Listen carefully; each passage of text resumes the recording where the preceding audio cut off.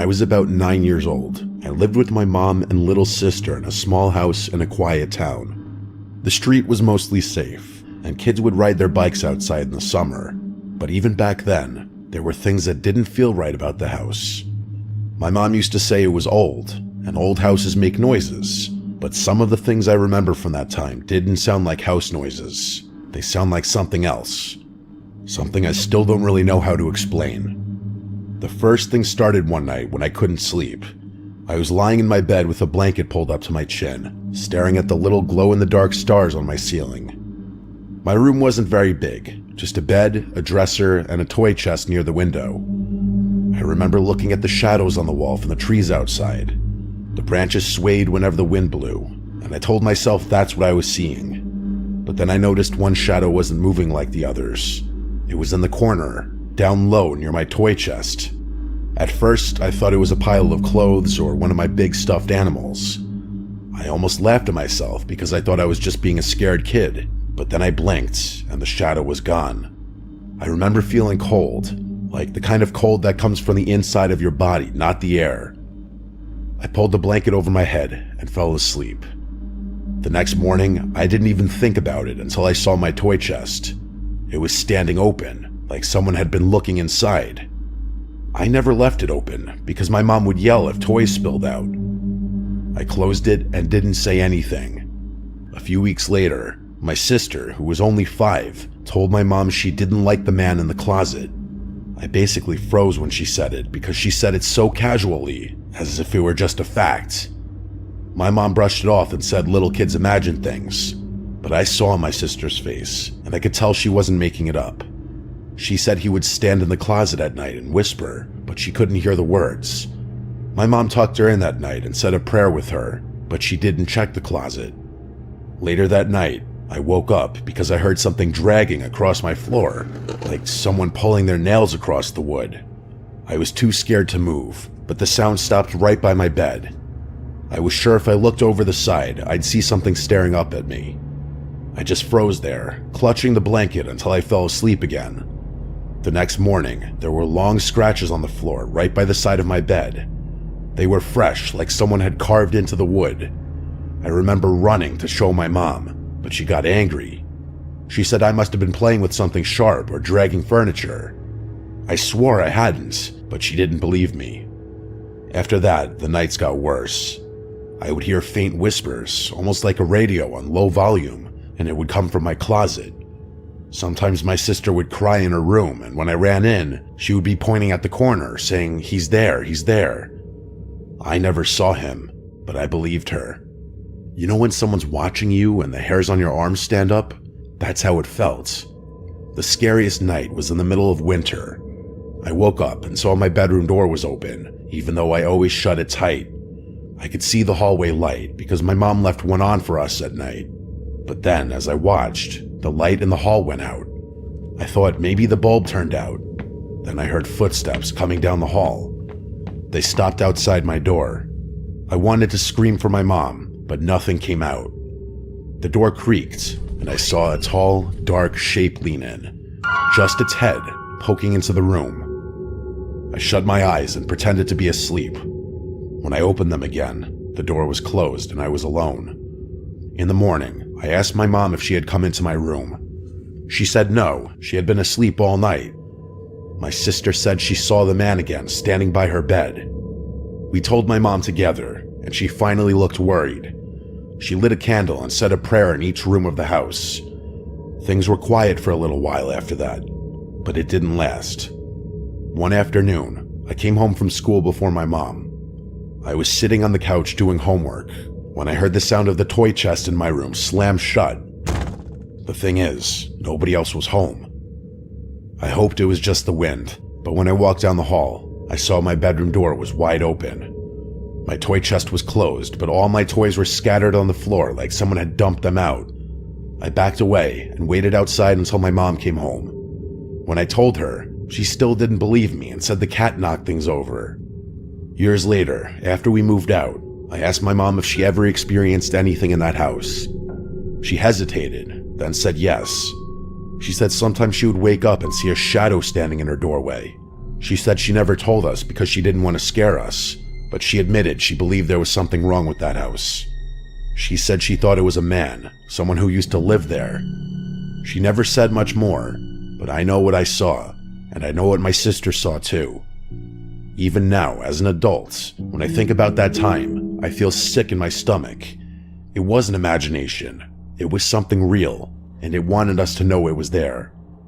Sometimes late at night when I can't sleep, I still hear the sound of nails dragging across the floor.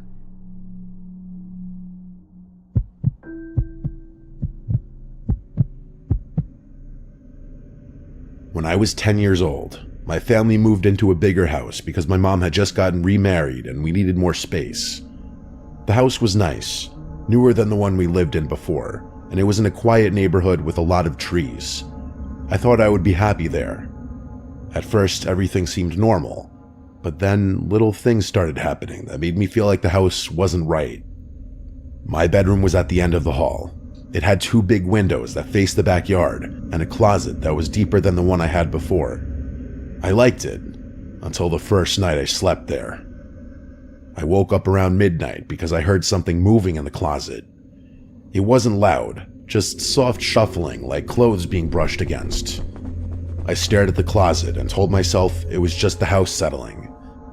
I know it sounds cliche, but most people, even as children, would assume small sounds coming from here and there in a house are just typical house noises that you hear every day. But then I saw the door move. It didn't swing open, but it shivered like someone had lightly pressed on it from the inside. I wanted to run to my mom's room, but I was frozen. I stayed that way until I fell back asleep, still staring at the closet. The next morning, the closet door was cracked open just a little, even though I had shut it tight. I asked my mom if she had gone in there, and she said no. She said maybe the air vents pushed it, but I knew it wasn't the air vents. The nights after that got worse. I started hearing tapping on the window glass. At first, I thought it was tree branches, but when I looked, there were no branches near the window. The tapping would go on for minutes, and when I pulled the blanket over my head, it would stop. I tried to ignore it until one night I finally peeked out. I saw a pale hand pressed against the window.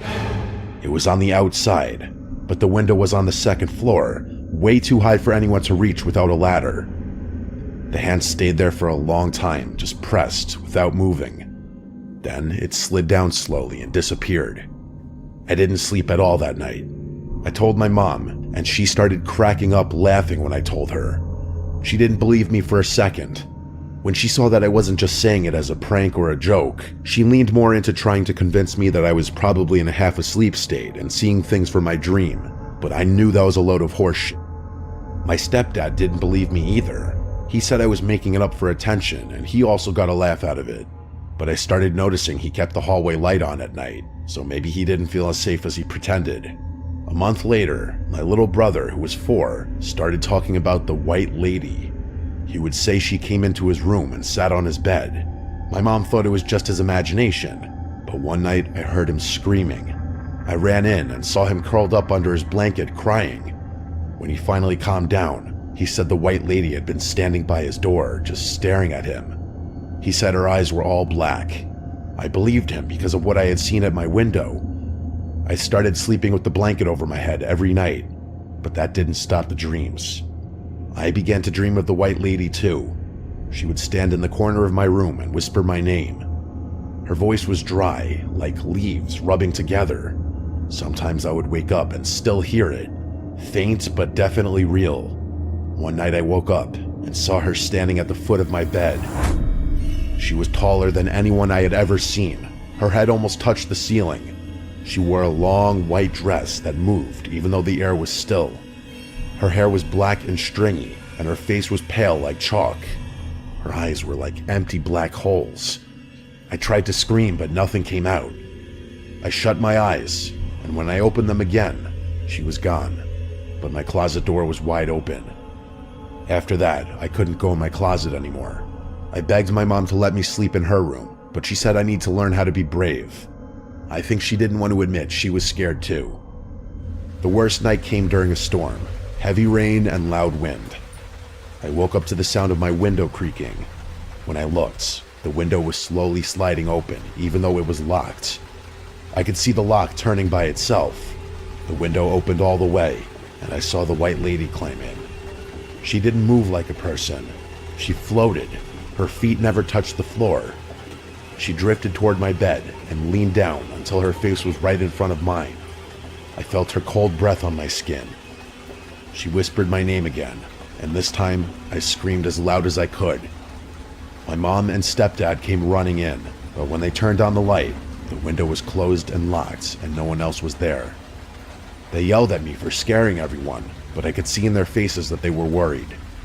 The weird thing about that part of the story is that I don't vividly remember what happened between the moment I saw that lady floating towards me and my screaming. The best I can explain it is that I sort of blacked out for a moment before remembering screaming and having my parents rush into the room. My window was closed again, which would suggest to people that it was just a night terror. That's what my parents believed it was, I think. My mom started taking me to therapy for a while because they were worried about me. We lived in that house for 3 more years, and I never got used to it. My brother stopped talking about the white lady, but I think it was because he was too scared, not because she stopped visiting. Sometimes I would hear him crying at night and saying, "Go away." I think he just also didn't want to be forced into going to therapy.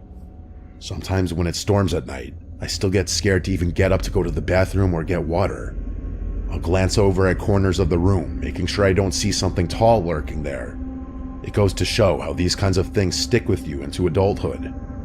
I'd be more open to believing it was simply night terrors if it weren't for the fact that I saw that hand on my window before my little brother even first mentioned the white lady. I guess this is just one of those freakish experiences that cannot be explained.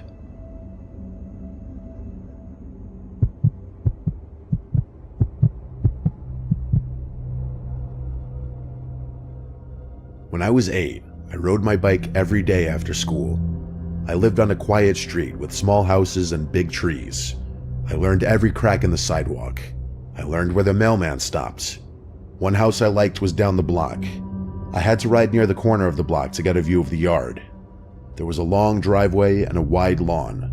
An older man stood in that driveway most afternoons.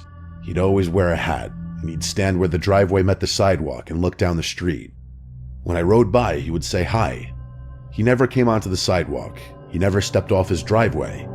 He would call out and wave and then go back to watching his yard. I always waved back. My mother told me to never cross the street by myself, so I never crossed to actually speak to the man face to face, and the man knew that. He would call to me from his place and ask about school. He would ask about my bike. He asked if I liked the bell on my new red bike. I even remember once he told me a joke about a cat that made me laugh. We talked for weeks like that. The conversations were short. They were always from his driveway to the curb. He seemed to know small things about me without me saying them. For example, the fact that I had a little brother, or my dad got a new car. I never told him these things. I thought maybe he had seen us from down the block or something, like he was just a neighbor who watched the street. One day I got a brand new bike. It was red with a shiny bell like I mentioned before. I rode down the block slow and he called out, "Nice bike." He asked if I wanted to race to the corner. I told him no because my mom would be angry. He smiled and said one day. After that, we talked about small things. He told me about a bird that liked his fence, and then about a rule about never stepping on a certain stone. Then he told me a story about a dog that would always bring a slipper back. He sounded like someone who had time to watch small things. I started looking for him when I was on my bike. Some afternoons he was there and sometimes he wasn't. Then one week, he stopped coming out. I rode down the block past the house and no one stood there. The curtains in the front window were closed. I slowed down and looked at the driveway, and it was kind of weird not seeing the man there. I wanted to ask my mother if I could cross the street. She said no. She said the road was not for unsupervised kids. Anyway, a few days later, I saw a woman in the backyard of that house. I had never seen anyone in that yard before. I had to ride around the corner to see her. She had her hair tied back, and she held a watering can, so I had to assume she was watering flowers back there. I stopped my bike down the street so she would not see me too close. I wanted to call across the road like I always did, but I didn't. I don't know if I was too shy or scared of what my mother would say if I were staying out too late. The woman didn't seem to notice me any more than I noticed her, though. A few days later, I rode by again, and the woman was on the back porch. She had a mug in her hands. I sat on my bike and watched for a bit. Then she opened a small side door and went around the house. I pedaled slowly to the corner and waited where the sidewalk curved. I looked down the block just to ensure my mom wasn't outside. Then I decided I would quickly cross the street. I pushed my pedals and crossed like my life depended on it. The house looked bigger from up close. The driveway was long and sloped down to the road. I felt like I was not allowed to be there. I stopped at the end of the driveway near the back gate. The woman heard me. She turned and saw a small boy with a red bike standing at the gate. She looked surprised, but not angry. She came to the gate and opened it, and she asked what I was doing back there. I told her about the man on the driveway, and that he would used to say hi when I would bike past. I told her he knew my name, and that he said he would race me one day. She wiped her hands on her dress like she had been working, and then said the man I described sounded like her husband. I smiled, thinking she would say he went on a trip or he's inside and she'll go get him, but she didn't smile. She said he had died the year before. She said he died in his chair. His name was Harold. I felt a cold space open in my chest. I asked her if she had a picture. I wanted to see him. She went inside and returned with a small frame. The photograph showed a man with the same hat and the same broad smile. He actually bore a resemblance to the man I'd always seen. Then the woman said the photo was new, taken only a couple of years ago. She said her husband had a scar across his cheek since he was young. I looked at the photo close, and the man in the picture had a thin, pale scar from ear to mouth. I remembered the man on the driveway. He had no scar. He had a round, plain face and smooth skin. The hat matched and the smile matched, but the scar did not. I told her I once saw a mark on the man's face, but I thought he rubbed his cheek once. She said that that scar had been there for a long time, but that he'd hide it under stubble sometimes. She said again that her husband had died and that no one else lived in the house. She said she had moved back last summer to take care of the garden, and that she's never seen or heard anyone standing in the driveway. I honestly started to get kind of scared at this point. I thanked her and backed down the driveway. I didn't look back into the yard again. I rode home slow and put the bike in the garage. The bike ride back was kind of like how when you almost get into a car accident, you'll drive home the rest of the way in silence with the radio off. My mom didn't ask any questions when I got home. She just told me to be careful. That night I couldn't sleep. I thought about the man with the hat. I thought about his laugh and the way he said my name, and I thought about the scar in the photograph. The next day I went by the house and the curtains were open. Sunlight touched the porch and driveway, but no one stood in the driveway. I waved from the corner, but no one waved back, so I pedaled away. For a while, nothing else happened. I tried to forget. I made new routes on my bike. I talked with kids on other blocks. Weeks passed. Then one night, I woke up and heard my name. It sounded like someone outside the house near my window. The voice was familiar. It said my name like the man across the street used to say it. I sat up fast and my head started spinning. Over the light sound of raindrops outside, I knew for a fact I was hearing my name being repeatedly called. I shouted for my mother and then threw the covers over myself, hiding. She came in a hurry and sat by the bed. I told her about the voice outside my window. She rubbed my back and told me it was the wind. To make me feel better, she went to the window and lifted the blinds. She said there wasn't anyone out there, so I went over to check myself. There was a light rain outside, but other than that, my mom was right. My father got up and checked the locks to the windows and doors. He looked outside with a flashlight, which made me feel better. They said there was no one out there. When I insisted I heard a voice, they said perhaps the most typical thing a parent would say to a scared child, that I dreamed it. The next morning, my throat hurt from shouting the night before. I told my friends at school, and they laughed at me for implying I believed in ghosts. One friend dared me to stand in the driveway of that house at night and call his name. I did not take that dare. Days passed and nothing happened, so I moved on. The years went on and the street changed. Houses sold and the woman's house stood empty for a little while. I once saw movers taking boxes out. Later on, new people were painting the front. The long driveway was still there, but it had new cars. I rode past and did not look for a man in a hat. I got older. I learned other routes.